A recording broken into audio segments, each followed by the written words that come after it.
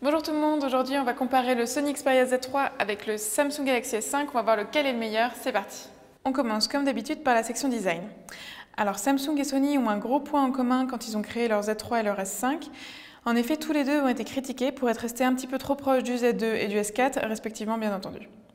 Les critiques au fond n'ont pas tort, mais quelques améliorations sur les modèles 2014 font tout de même la différence. On peut commencer d'ailleurs avec le Z3, lui gagne en style avec un cadre en aluminium arrondi, non seulement très élégant, mais aussi protecteur en cas de chute. Car oui, Sony pense à tout. Pour le reste, on est sur du Xperia habituel, avec une dalle en verre, à l'avant comme à l'arrière, et un look plutôt géométrique. Le Galaxy S5 est lui sans aucun doute un vrai Samsung. Le bouton physique central en est témoin, tout comme le reste des positions des boutons physiques et de l'appareil photo notamment. Son cadre est une imitation aluminium en plastique qui vieillira d'ailleurs beaucoup moins bien que le vrai alu du Xperia Z3. Il a à l'arrière un cardiofréquencemètre, un petit plus de la part de Samsung, ainsi qu'un scanner d'empreinte à l'avant. Notons qu'ils sont tous les deux résistants à l'eau, une première chez Samsung mais une bonne vieille habitude chez Sony. Si je devais choisir le meilleur design entre les deux, personnellement je choisirais le S5 pour son excellente prise en main. En effet, sa matière assez adhésive et mate à l'arrière est assez agréable et elle permet de garder le S5 bien en main. Mais le Z3 a quand même un bel avantage de qualité de fabrication, non seulement pour ses matériaux utilisés, mais aussi pour l'aspect élégant qu'il offrira dès le premier regard. C'est donc un match nul sur le point du design. Passons donc maintenant à l'écran. En termes de taille et de définition, les deux sont quasiment similaires. On a du Full HD dans les deux cas, 5,2 pouces pour le Z3 et 5,1 pouces pour le S5. Cependant, le Z3 va quand même en dimension être légèrement plus grand que le S5, malgré un écran plus petit. Côté qualité de vue, les utilisateurs ont tendance à préférer l'AMOLED de Samsung au LCD de Sony. En effet, les couleurs paraissent plus fortes, la luminosité est plus intense et cela donne tout simplement une impression de meilleure qualité. En réalité, les deux sont assez excellents et répondront différemment selon la lumière ambiante.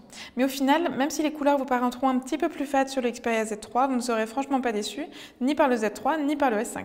En termes de système, le Z3 et le S5 tournent chacun sous Android KitKat, avec une version un petit peu plus récente sur le Z3, et ils disposent chacun d'une surcouche constructeur très complète et personnalisable, j'ai nommé Xperia UI et TouchWiz. L'objectif ici n'est pas de faire l'inventaire des fonctionnalités que chacune de ces interfaces vont pouvoir vous offrir, ça serait bien trop long, mais on peut noter quand même que chacune, à sa manière, vous offrira de toute façon une excellente expérience utilisateur.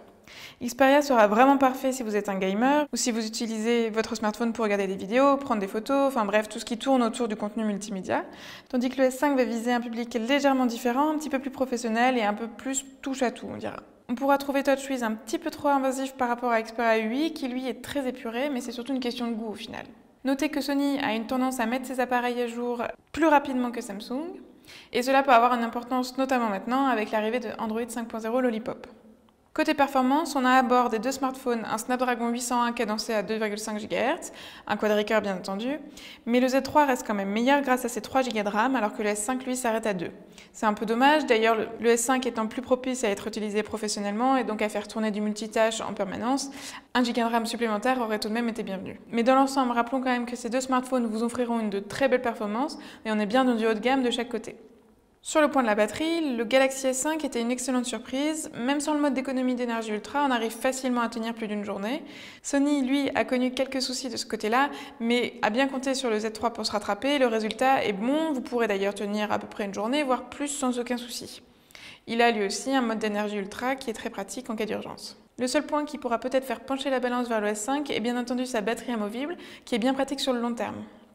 On passe maintenant à l'appareil photo qui est probablement le point le plus intéressant de ce comparatif puisque Sony comme Samsung ont tous les deux porté beaucoup d'intérêt à ce point-là. Sur le papier, le capteur de 20,7 mégapixels du Z3 paraît impressionnant et la réalité pourrait vous décevoir quelque peu. Les couleurs sont en réalité un petit peu plus fades qu'attendu, même si la précision du détail est bien là. Du côté du S5, on a un appareil photo de 16 mégapixels qui fait un travail excellent. Son interface est pleine de ressources, mais sera plus adaptée peut-être à ceux qui veulent pas trop se prendre la tête, sélectionner directement un mode préétabli, alors que le Z3, lui, aura l'avantage de vous laisser carte blanche sur tous les réglages. Il est déjà venu le temps de conclure ce comparatif, alors que dire de ces deux fleurons? Alors, le S5 est très bon, mais le Z3 est pour moi un peu trop souvent sous-estimé. En effet, la notoriété de Sony est peut-être pas la même que Samsung, et c'est bien dommage. Au final, on espère que chacune de ces marques offrira quand même un vrai changement pour 2015, car pour l'instant, chacune reste un petit peu trop dans ses sentiers battus, mais le Z3 est vraiment une belle option si vous cherchez un smartphone performant et actuel. S'il fallait vraiment choisir entre les deux, personnellement, c'est vrai que je partirais quand même plutôt sur le S5, mais c'est plus pour des questions de design et d'interface.